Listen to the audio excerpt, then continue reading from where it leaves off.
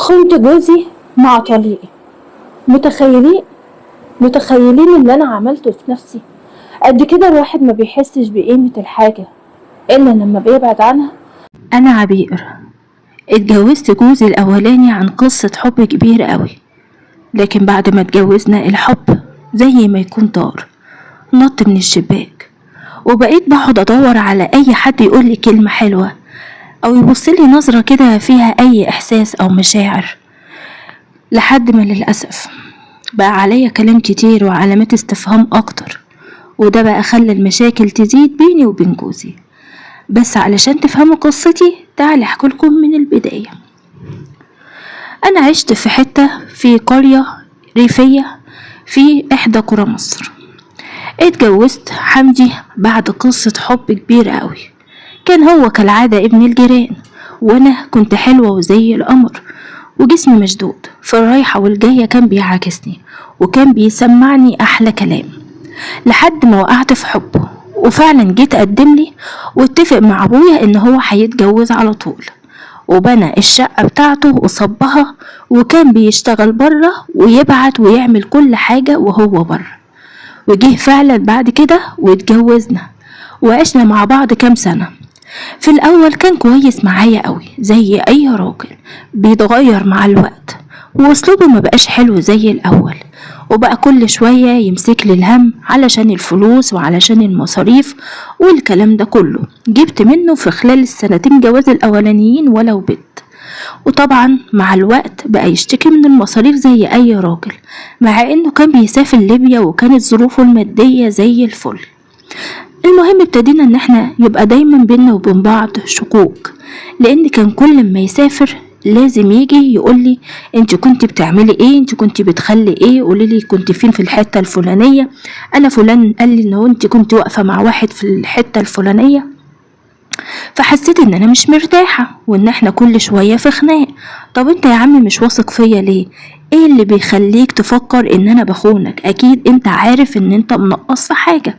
ولحد هنا انا ما كنتش بعمل اي حاجة اكتر من ان انا ليا كلام مع فلان، واحد بيتكلم معايا في موضوع في حوار. بصراحة انا كنت بقف مع اي حد في الشارع لان كنت واثقة في نفسي. لكن بعد ما جوزي قل معايا في الكلام الحلو، في الاهتمام، في المشاعر اللي هو اصلا جابني بيها قبل الجواز، رماني وبطل ان هو يدور على احساسي وعلى مشاعري. حتى في الوقت اللي هو بيشك فيا ما بيحاولش ان هو طب يشوفني انا ناقصني ايه ويعمله. المهم فعلا مرة على التانية بقى ليا كلام مع رجالة اكتر من واحد، بس ما كانش بيني وبينهم اي حاجة حرام، بس بقيت اسمع كلامهم بنبسط بيه. واحد يتصل عليا ويقعد يتكلم معايا على مشاكله او حواراته او حياته، وانا كمان اقعد اتكلم معاه على مشاكلي وعن حياتي. ومن هنا طلعت عليا سمعة ان انا بكلم رجالة، والناس كلها كانت عارفة ان انا بيني وبين كام واحد كده علاقات وكلام. جه حمدي من بره وسمع طراطيش الكلام ديت وقعد يتعارك معايا وراح رامي عليا يمين الطلاق. روحت عند امي وقعدت اعيط على بختي وحالي ومالي. انا ما بعملش حاجة غلط، ولو حتى بتكلم مع حد بس ما حدش لمسني، حتى كلام حب وغرام وكده لا، مش اكتر من حد بفضفض معاه بالكلام علشان ارتاح، بشتكي همي بشتكي حزني، والواحد كل فترة بيحب يدخل حد جديد في حياته. بس طبعا الكلام ده هم ما كانوش فاهمينه، واي كلام بيني وبين راجل بيتفسر بطريقة مش كويسة. بعد ما اتطلقنا راح مكلمني في التليفون، ينفع اللي انت عملتيه فينا ده كده؟ تبعدي العيال عني، انت السبب في اللي بيحصل. فيها ايه لما تبقى ست محترمة؟ وانا قعدت احلف له 100 يمين ان انا محصلش بيني وبين اي حد حاجة، وان انا محافظة على نفسي وخلاص. لو على الكلام انا بعد كده مش هتكلم مع حد، بس تعالى نرجع لبعض ونرجع بعض والكلام ده.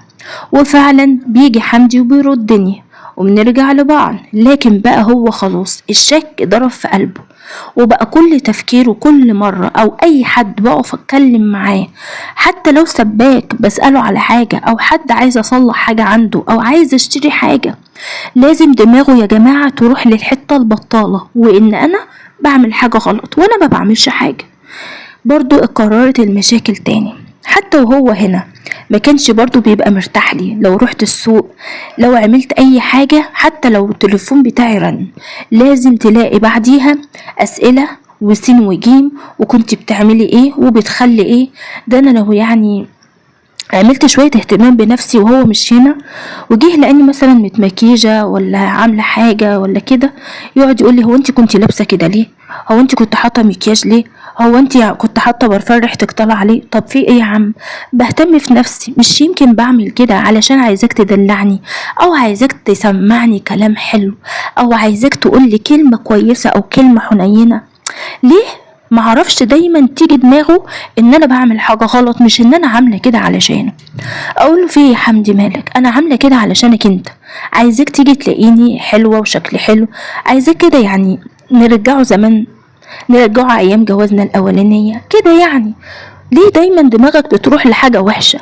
لا وريني تليفونك وانت كنت تحت وانت كنت فوق، واسئلة يا جماعة لحد ما يخنقني وندب عركة مع بعض كبيرة عريضة، وفي الاخر روح رامي برضه عليا يمين الطلاق. روحت البيت وانا زعلانة، وبرضه عيطت لامي. انا ما بعملش حاجة غلط، انا بحب حمدي، هو دايما شكاك، هو اللي موصلني ان انا اكلم اي حد وفضفض معاه، لكن المرة دي انا ما عملتش حاجة ولا خليت حاجة. ايه العيب في ان انا البس له هو واتدلع له؟ بصراحة ما بقتش فاهمة ازاي اراضي الراجل ده وازاي اريحه. راحت امي قالت لي ما تزعليش منه، هو الراجل اللي بيسافر بره بيته بيبقى خايف على مراته قوي، وبيبقى حاسس ان هو بعاده عنها ده يخليها يعني كده مطمع لأي واحد. فانتي ما تزعليش، ده من محبته ليكي، ده من حبه. وبرضه المرة دي امي اتصلت عليه وندهته، وهو ما كدبش خبر وراح جاري علشان يشوف امي عايزة ايه. ولما جه امي قعدت تتكلم معاه بالراحه وقالت له بص بقى يا حمدي يا ابني، انت كده دي الطلقه التانية اللي اتطلقها العبير، وده ما ينفعش. بنتي بتحبك وعايزه تكمل حياتها معاك وشارياك، وانت كمان بتحبها. ايه الداعي بقى على الغيره العمال على البطال دي؟ هي بتقول ان هي ما بتعملش حاجه غلط وبتحلف، مش معقولة كل ما تقف مع حد يبقى في بينها وبينه حاجة. وبعدين دلوقتي يعني مراتك لابسالك ومتزوقالك ومجهزة نفسها عشان انت لما تيجي تلاقيها حلوة كده تقول لها كلمتين حلوين وتقعدوا مع بعض قعدة حلوة، ولا تقعد تتعارك معاها وتفتح لها محضر؟ راح قايل لها اصلا انا مش متعود ان انا اروح الاقيها لابسة في الوقت ده، ولما بتبقى حتى لابسة من نفسها بيبقى انا مروح متأخر. ليه هي بقى كانت لابسة بدري؟ وبرضه قعد يحقق مع امي. راحت امي قايله له لا بقى، اصل يا حمدي انت هتحقق معايا انا كمان يا ابني، لو انت شايف ان مراتك وحشة كده ومتأكد يبقى تطلقها وكل واحد مننا يروح لحاله. فراح ايه حمدي ساكت وقال لها الحقيقة انا مش مرتاح ومش مطمن، ودايما بيوصلني كلام عنها مش كويس ومش ولا بد، وانا راجل ودمي حر وغيران على اهل بيتي ومن حقي ان انا اغير عليها.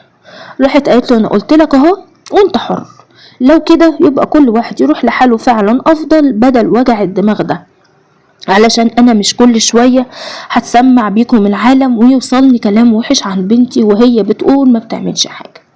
رحت انا داخلة وقاعدة متكلمة معاه، قلت له يا حمدي انت زمان ما كنتش كده، رجع ايام زمان بينا وبين بعض وخليك محتويني وقريب مني. انت من ساعة ما خلفنا وانت دماغك ما بقتش فيك وبقيت راكنني انا على جنب، وانا بهتم بنفسي وبعمل كل اللي عليا. طيب هعمل ايه اكتر من كده؟ راح مديني شوية شروط نرجع عليها، وقال لي انا هعمل اللي انت عايزاه وانت كمان تعملي اللي انا عايزه. انا لا عايزك تكلمي فلان ولا فلان ولا علان، وقعد يرصلي في شوية حاجات وانا قاعدة قدامه يا جماعة ساكتة ما بتكلمش. المهم قلت له خلاص ماشي سمعا وطاعا، كل اللي انت عايزه انا هعمله، ديت اخر فرصة لينا مع بعض وانت عايزك تركز بقى عشان كده مش هينفع. الطلقة الجاية هيبقى كل واحد مننا خلاص هيروح لحاله وبيتنا هيتهد. وفعلا رجعت مع البيت وانا برضو مش مرتاحة يا جماعة ومش مطمنة. ما اعرفش بصراحة ليه كنت مهزوزة من ناحيته ومش فاهمة حتى مشاعري ناحيته ايه. هل انا لسه بحبه؟ هل اسلوبه معايا غيرني؟ هل انا بحب حد تاني؟ والف سؤال وسؤال انا نفسي مش فاهمة نفسي. ويرجع برضو يسافر سافر سفرية ورجع تاني بعديها برضو مقلوب حاله. التليفون بتاعي لو ما ردتش عليه تبقى سنتي سودا. طيب انا هعمل ايه؟ انا ذنبي؟ ما تسافرش، خليك قاعد. قال لي وانا ما سافرش اشوف اكل عيشي ليه وانتي تقعدي محترمه زي بقيه الستات؟ ده انتي ورحنا برضو متعاركين مع بعض عركه كبيره قد كده، وراح مطلقني الطلقه التالتة. رحت واخده المره دي بقى العيال ورحت رايحه على امي وخلاص انا اتطلقت. راحت امي اتصل عليه، قالت له خلاص كده كل واحد يروح لحاله زي ما كنا قايلين، وهي جت برضو الطلقه التالتة، انتوا كده كده ملكمش راجعه تاني، بس احنا عايزين حق بنتنا. فهو طلقني خلاص عند المأذون، واتفقنا وعملوا قعدة عرفية اهلي واهله وكم واحد كده كبار من المنطقة ان هو هيسيب لي العيال وهيصرف لي عليهم كل حاجة، بس انا ما طلبهوش بالقايمة والكلام الفاضي ده ولا اروح اشتكيه. قال لي انت هتاخدي حقوقك وهديكي حاجتك. هضمن منين بقى انت مش هتروحي تشتكيني بالقايمة؟ فكان في حد في النص يعني قال له لا احنا ضامنينها ولا في شكية ولا حاجة، انتوا متجوزين بقالكم فترة، هي هتاخد حاجتها وانت هتاخد شقتك، عايز تاخد حاجة من عندك وهي تسيبها لك بنفس راضية ماشي، بس ما تقلش مع مصاريف العيال. راح قايل ايه خلاص، وفعلا كل واحد مننا راح لحاله، وانا ما كانش في دماغي بقى راجع عليه ولا حاجة. وامي قالت لي بكره ان شاء الله ربنا يكرمك بواحد تاني يكون كويس ويصونك ويحافظ عليكي ويراعي ربنا فيكي وما يحصلش مشاكل بينك وبينه، انت خلاص ملكيش نصيب مع حمدي. الحقيقه ناس في الوقت ده ما كنت زعلانه، كان صعبان عليا العشره، كان صعبان عليا ان انا كنت بحبه وكنا متجوزين على حب ومفكره يعني الجوازه هتدوم، بس كتر المشاكل اللي حصلت بينا ما كانتش مخلياني متضايقه ولا حاجه. عدت بقى الايام، عدت الفترة بتاعت العدة بتاعتي، سمعت ان حمدي بيدور على عروس عشان عايز يتجوز ويسافر زي ما بيسافر، وعايز يفتح بيت بقى وعايز يعمل عيلة وعايز يكيد فيا، معرفش بقى ضميره ايه، بس هو كان بيدور على عروسة. وفي نفس الوقت عرفت ان هو كل ما يروح لواحدة ما ترضاش بيه، يمكن بقى الناس سامعة اللي هو بيعمله فيا او عارفين ان هو شكاك، انا محدش جه سألني عليه ولا انا اتكلمت عليه مع حد، لكن كان كل ما يروح لواحدة ترفضه ترفضه ترفضه. اخر ما زهق راح مسافر من غير ايه، من غير ما يخطب ولا يتجوز. وبعد كده انا جالي عريس عبد الرازق. عبد الرازق ده راجل يعني مقتدر، وكان عنده زمان بهايم وعنده بيت كبير، عنده زريبة على ورا من البيت من ورا، ومن قدام الواجهة بتاعت البيت بيت مغارة واخد الشارعين كده، يعني من هنا تبص من هنا ده شارع عمومي وتبص من الجنب التاني شارع عمومي. فرحت شفت البيت وقال لي انا موافق بيكي وعايزك بعيالك، وهو كان اكبر مني بيجي 15 سنة، يعني بالنسبة لحمدي لا اكبر من حمدي بكتير، حمدي بيني وبينه 3 سنين بس. فالمهم انا ايه، امي قالت لي ده راجل كويس وشكله ايه عاقل كده ورزين انه مش هيحصل بينك وبينه مشاكل، عايزك بعيالك، ما عندوش مشكله ان عيالك يعيشوا معاكي. فانا قلت له طيب دلوقتي انا حمدي بيبعت مصروف لعياله، راح قايل لي يبعت براحته. قلت له طيب وهو شارط في قعده الرجاله ان هو هيعوز يشوف عياله، راح قايل لي انا ماليش دعوه باي حاجه تخصه هو وعياله، انا اهم حاجه عندي انتي وعيالك عيالي وفوق دماغي من فوق، وحتى لو هو مش هيبعت لهم انا الحمد لله معايا اللي يكفيني وزيادة وفتح بيتي وما عنديش عيال، واموري الحمد لله 100 اقدر اشيلك انتي وعيالك لو معاكي 10 عيال كمان. الراجل كان شاريني لأبعد مدى. فخلاص اتفقنا برضو علشان اللي اوله شرط اخره نور، واتفقت معاه وعرفته اللي هيحصل واللي هيدور، واتجوزت فعلا مع الراجل ده. بس بصراحة ما كنتش مرتاحة برضو ان انت تبقي متعودة على راجل وعلى العلاقة معاه ويجي الشيء ده يتغير اللي الاولاني عودك عليه، لا الموضوع بيفرق.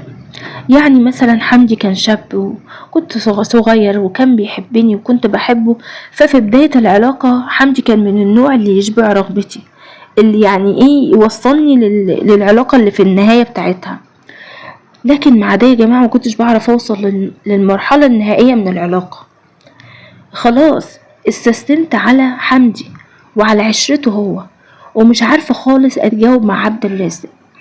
هو طبعا بيقعد يقول لي انت انبسطتي، انت كويسة، انت كده، كان هو كويس، وانا اقول له واهزله دماغي، بس انا من جوايا لا، ولا بحس معاه باي حاجة، وحتى لما بحس بحاجة ما بوصلش للنشوة النهائية. طبعا الموضوع ده كان بيتعبني كست، بس برضو انا مش قادرة اعمل حاجة، وقلت مسيري هتأقلم ومسيري هتعود. وبقى بالنسبة لي العلاقة اللي هو بيطلبها مني عبد الرازق دي روتينية، يعني انا بأديها علشانه هو مش علشاني، بس حرام هو ملهوش دعوة. لعمري مثلا هو اهملني وانا مهتمش، هو بيهتم، بس انا مش قادرة اقوله لا والله انت مش عاجبني، ولا انا عارفة اعمل حاجة معاك زي جوزي الاولاني. دي كانت تقريبا يعني الحسنة اللي في حمدي الوحيدة، ان هو كراجل ما كانش بيعمل الحاجة كده من غير ما يفكر فيا، لا كان بيسألني، كان بيبقى معايا لحد ما نوصل لكل حاجة. خلاص عدى بقى كام شهر وانا عمالة اقلم نفسي على عبد الرازق، بس مش عارفة يا جماعة، وابتديت خلاص اتأكد ان انا فعلا كنت بعشق حمدي، كنت بحبه بجد، وهو فعلا الوحيد اللي ملك قلبي، وكتر المشاكل هي اللي كانت مخلياني مش قادرة احس بده. ولما بعد عني لقيت نفسي بحبه، بقيت اقول فيها ايه لو كنت سمعت كلامه في كذا، فيها ايه لو كنت اهتميت بيه في كذا، ليه لما كان بيشك فيا في حاجة ما كنتش بقى براعي مشاعره دي.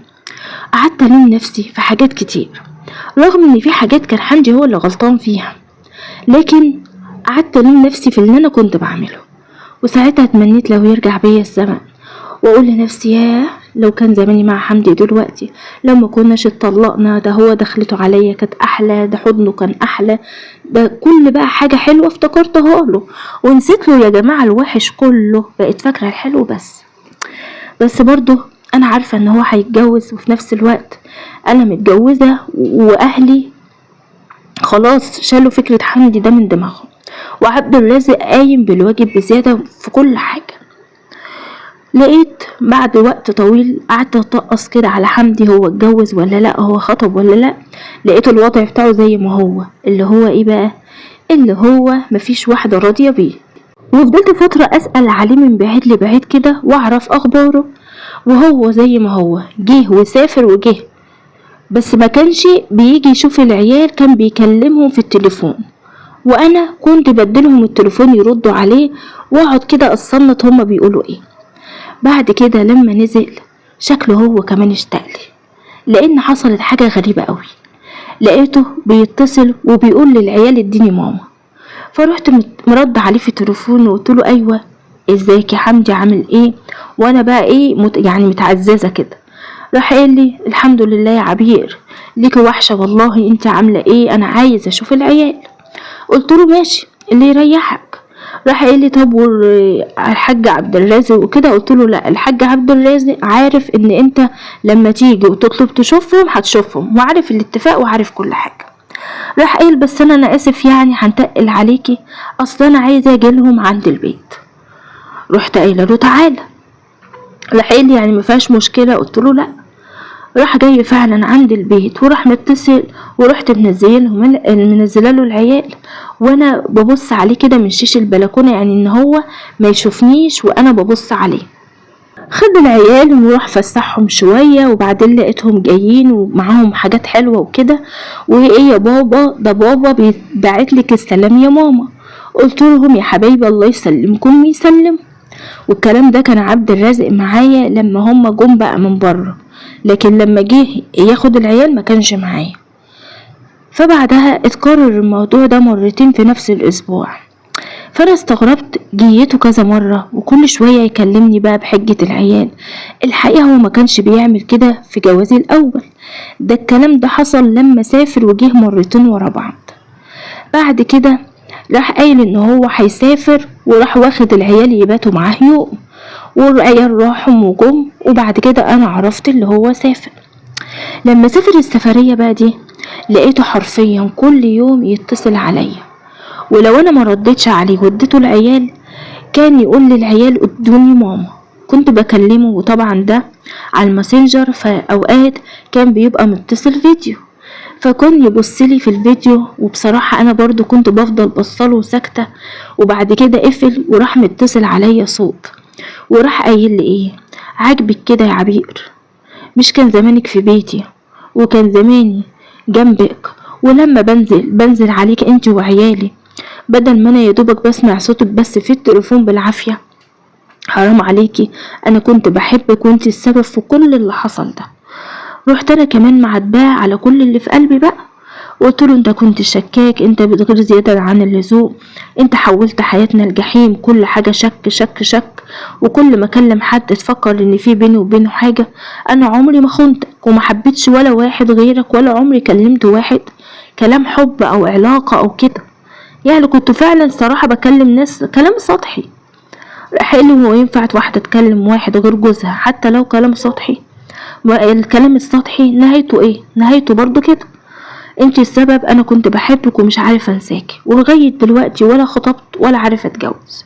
قلت له ما تشتغلنيش، انا واصل لي ان انت مفيش واحده بترضى بيك. راح قال لي في الاول كده، لكن انا مفيش واحده دخلت دماغي، ومش عارف ان انا اتجاوب مع اي واحده، وكل واحده بروح لها بفتكرك وافتكر طريقه كلامك.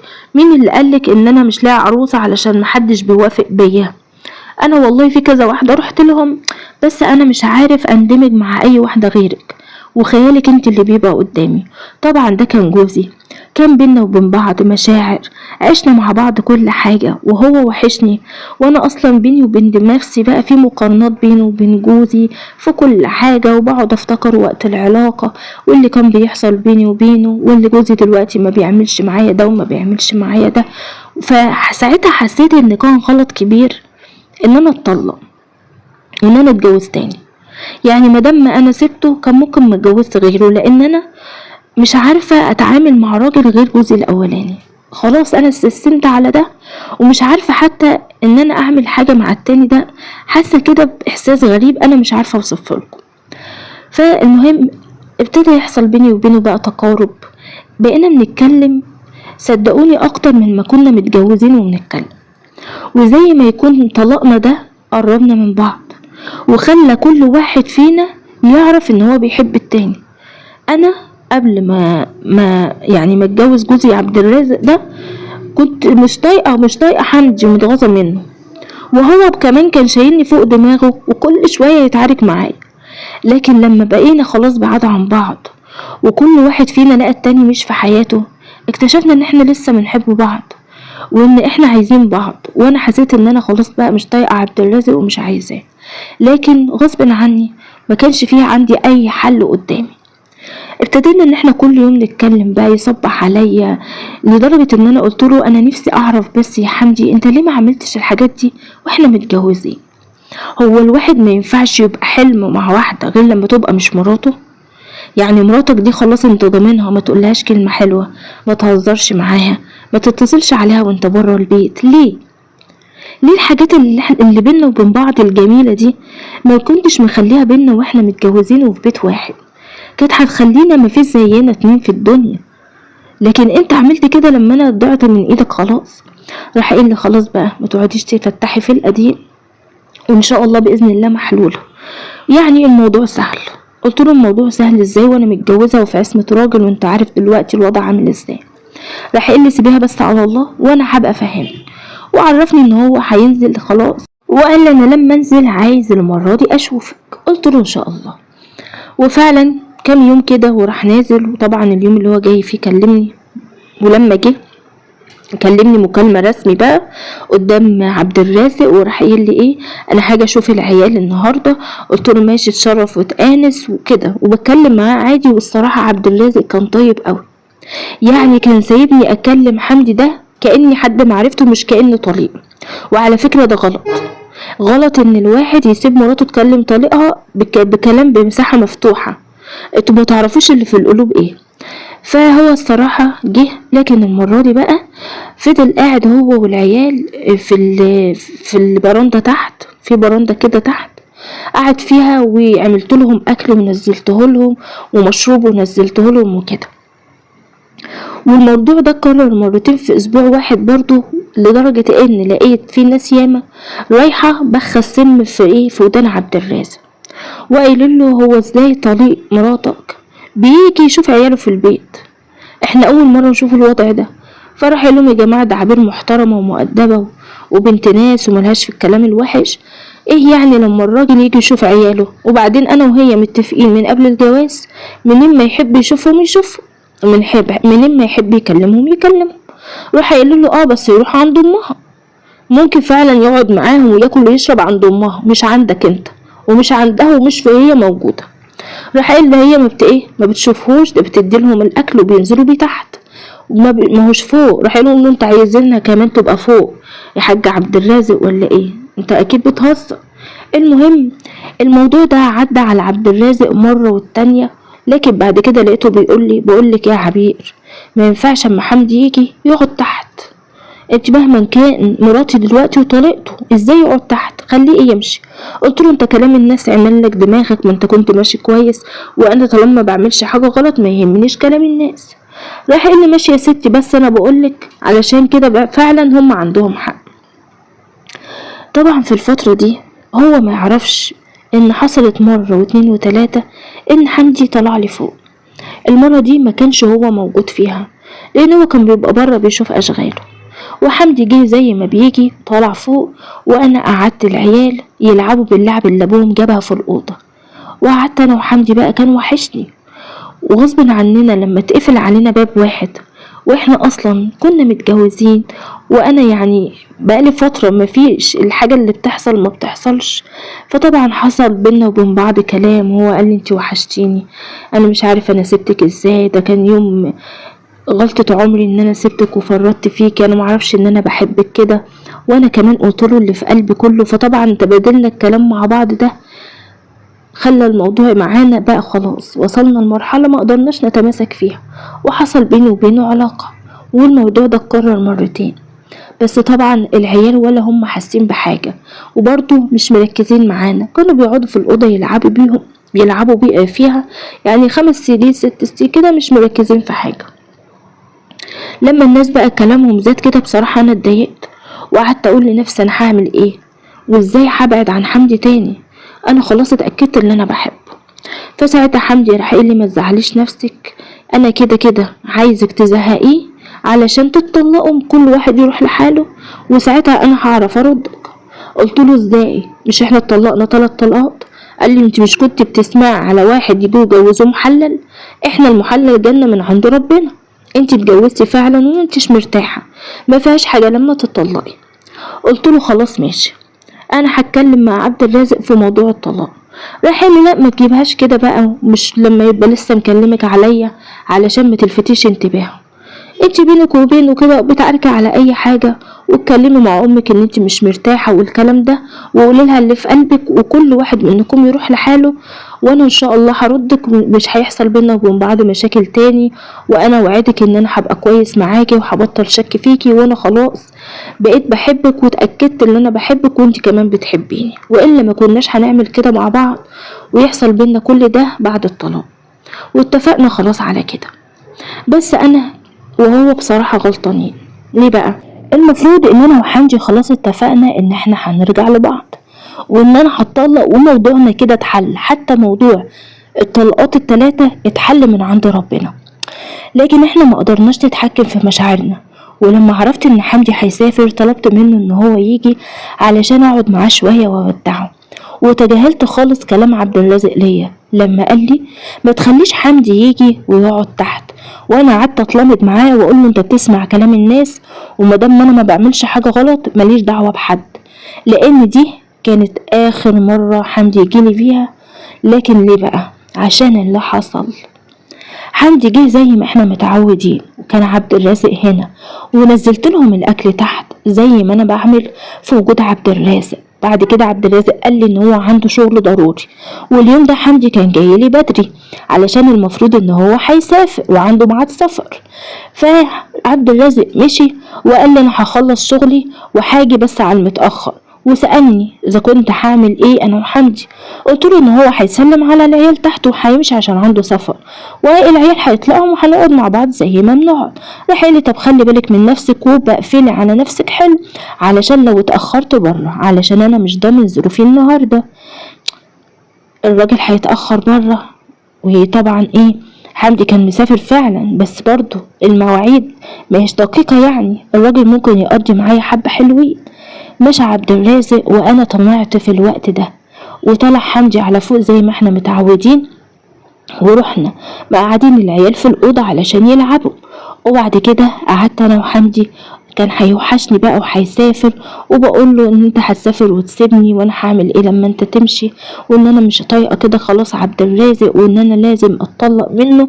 وراح قايل لي خلاص يا ستي لما اسافر شوفي لك اي حجه وتعاركي معاه وتطلقي وظبطي امورك، يمكن على ما اجي تكون انت خلصتي، بس برضه لسه هنستنى العده. وعمالين نتكلم مع بعض. راح هو انت هتوحشيني انا هوحشك، وحصل بينا ايه اللي حصل. وفي عز ما احنا قلعين وفي النص بتاع العلاقة بالظبط، لقيت عبد الرازق بيتسحب وداخل علينا. جه منين جه ازاي معرفش. وساعتها من غير مقدمات حمدي ما كانش في دماغه اي حاجة، راح ضربه ومات في ايديه. طبعا كل ده يا جماعة احنا ما كناش مرتبين له، ولو ما كانتش حصلت المقابلة دي ما كانش ده كله حصل، كان زمان اتطلقت واتجوزت حمدي وعشت معاه تاني. لكن اللي حصل ده برجلنا، ما بقيناش عارفين نعمله ايه بالظبط. لما حمدي ضرب عبد الرازق، عبد الرازق صوته كان طالع وعمال يقول اه. رحت انا طالعه بسرعه على اوضه العيال علشان ما يحسوش بحاجه، ودخلت لقيت حمدي كاتم نفس عبد الرازق لحد عبد الرازق ما مات. طلعت تاني وقلت له طب وبعدين هنعمل ايه بالريحه بتاعته، مش عايزه حد يحس بحاجه والناس هتشوفنا هنتصرف ازاي. راح قايل لي ما تشغليش بالك انت، انا هنتصرف في الموضوع. وراح واخد عبد الرازق لما الدنيا اتمست خالص ولفه، وراح قال لي اللي هو هيفتح الباب اللي ورا اللي هو كان بتاع الزريبه وهيمشي منه. لما نزل علشان يفتح باب الزريبة من ورا، طبعا مفيش حد هيشوفه من الشارع اللي ورا ومحدش هينتبه له قوي، وكان مظبط معاه عربية وراح واخد عبد الرازق وراح رميه في الترعة، وراح مروح بقى من بره. واحنا الدنيا عندي خلاص تمام مفيش حاجة، لقيتش فيه حاجة تتعمل. قعدت وقلت طب انا هعمل ايه. لما كلمت حمدي راح قايل لي انتي المفروض تتصلي على اخواته تعرفيهم ان هو مجاش، هو كان قايل لك ان هو كده كده هيتأخر، وقايلك الكلام ده قدام العيال ونزل. خلاص انت كلمي اخواته، وعلى الصبح بقى لما يبقى الوقت اتمس قوي مثلا الفجرية او بكرة الصبح، وتقولوا لهم ان عبد الرازق ما جاش وان هو كان قايل لي كذا كذا وان هو رايح حاجه تبع الشغل وما جاش. وفعلا ده اللي انا عملته. صحيت من النوم بدري زي ما انا متعوده اصلا، واتصلت على اخواته وقلت لهم عبد الرازق قال لي ان هو مسافر وطلع هيتاخر وما جاش، طب انا اعمل ايه واتصرف ازاي والكلام ده كله المفروض ان انا اعمله. لكن بيني وبين نفسي كنت قلقانه وخايفه قوي، لان انا كان عندي ان انا اتطلق واتجوز حمدي احسن من وجع الدماغ ده، بس اتحطينا في موقف صعب وعبد الرازق ما كانش هيسكت وهتبقى فضايح. راحوا اخواته بلغهم وعملوا محضر، قالوا لهم لازم يعدي ال 24 ساعه، طب بياناته طب مواصفاته طب شكله. وفعلا راحوا قايلين وصفه وسالوني هو كان لابس ايه، قلت لهم والكلام ده كله. بعد ما عملوا المحضر بشويه جه ابلاغ ان في جثه على الترعه على وش الترعه، وفي ناس بلغوا راحوا لقوه هو، والتطابق والكلام ده كله اللي انتوا فاهمينه. بعد ما حصل اللي حصل جم استجوبيني، قلت لهم انا معرفش حاجه وهو مشى، وقلت لهم الوقت والكلام ده كله اللي حصل. راحوا هما طبعا زي ما معروف يتعمل المباحث بتعمل تحريات. التحريات عرفوا ساعتها ان انا كان بيني وبين جوزي مشاكل قديمة، وكان معروف عني ان انا بكلم ناس وبكلم رجالة، وان انا بعد ما اتجوزت عبد الرازق عمرهم ما شافوا في حياتي حد، لكن قالوا ان حمدي كان بيروح لها على طول وده طليقها، وان احنا كلمنا جوزها علشان ينتبه على بيته اكتر، لان حمدي كان على طول بيروح البيت ويقعد كمان مع العيال وجوزها مش موجود، ودي كانت حاجة غريبة. فطبعا ربطوا ده مع ده، راحوا جايين يتكلموا معايا تاني. جوزك كان مشتكي ان طليقك بيجي، طب ايه اللي كان بينك وبين جوزك، ايه علاقتك بطليقك، معرفش ايه. اي نعم هم حيروني، بس انا برضو فضلت متمسكة بكلامي قدرت اتماسك واعدي الكلام، لحد ما للأسف راحوا يتكلموا مع العيال الصغيرة، والعيال ما بتكذبش وما بتعرفش تكذب ولا تحور، وانا ما كنتش اعرف اصلا ان هم سمعوا صوت عبد الرازق. ففي كلام من الضابط لعيالي راحوا العيال قايلين عم عبد الرازق كان بيقول اه. بعد ما مشي وجه تاني طب انتوا شفتوه؟ قالوا لا احنا سمعناه وهو بيقول اه. ساعتها بقى راحوا ماسكيني وراحوا غسلني، ومعرفش ازاي لقيت نفسي بعترف على نفسي بكل حاجة، من اول قصة جوازي لحد ما عبد الرازق مات على ايد حمدي وحمدي اخده ومشي. انا عارفة ان انا غلطانة، بس انا ما كنتش استاهل النهاية الوحشة والصعبة دي. دلوقتي اتمسكنا احنا الاتنين وتم القبض علينا وادينا مسجونين، ومش عارفة نهايتي هتبقى ايه، بس الاكيد يا اعدام يا مؤبد، مفيش حاجة هتبقى اقل من كده. وفي النهاية مستقبلي كله راح، وعملت فضيحة كبيرة لأهلي ولعيالي اللي أنا حاسبهم أنا وأبوهم هنضيعوا. يعني أنا كده ضيعت عبد الرازق وضعت أنا وحمدي، وكل ده عشان خاطر إيه؟ أنا مش عارفة. كان نفسي إن يعني الموضوع يبقى أهون من كده. أنا ما غلطتش كتير في حياتي، ودي تقريبا كانت أول غلطة ليا، وكان عندنا النية حاضرة إن احنا نرجع لبعض بشكل طبيعي من غير كل الكلام ده، ولا كنا مرتبين لجريمة ولا القتل ولا أي حاجة من دي. وعلشان كده بقول لكم ان الواحد لما ساعات يعمل حاجات وتبان ان هي صغيرة في نظره، او ان هو لسه ما غلطش وشايف ان مجرد الخيانة دي حاجة عادية وهتعدي، لا، انت ممكن في لحظة تلاقي نفسك قاتل، ممكن في لحظة صغيرة تلاقي نفسك اتبدلت حياتك كلها. هي شعراية فاصلة بين ده وده، لما بتحصل انت ما بتلحقش اصلا ان انت تتصرف، زي اللي حصل معايا بالظبط. عمري ما غلطت ولا عملت حاجة، وتقريبا دي اول غلطة ليا، وكنت بقول ايه ده طليقي وانا بحبه وهرجع له، مش في دماغي حاجة. لكن في يوم وليلة لقيت نفسي في جريمة قتل، والاعدام قدامي والمؤبد ورايا، وفضيحة لعيالي طول العمر، يعني موت وخراب ديار.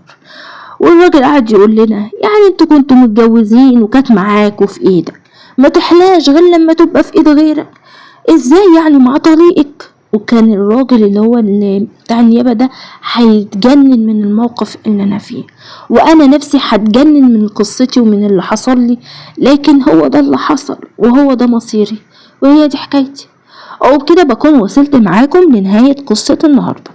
لو كملت القصة لحد هنا ما تنساش تشاركنا برأيك تحت أسفل التعليقات، لأنه أكيد بيهمني. اشترك في القناة وفعل زر الجرس علشان يوصلك مني كل جديد، وياريت بقى لو تعمل شير لأصحابك وحبايبك علشان هما كمان يتابعوا معانا قصة النهاردة.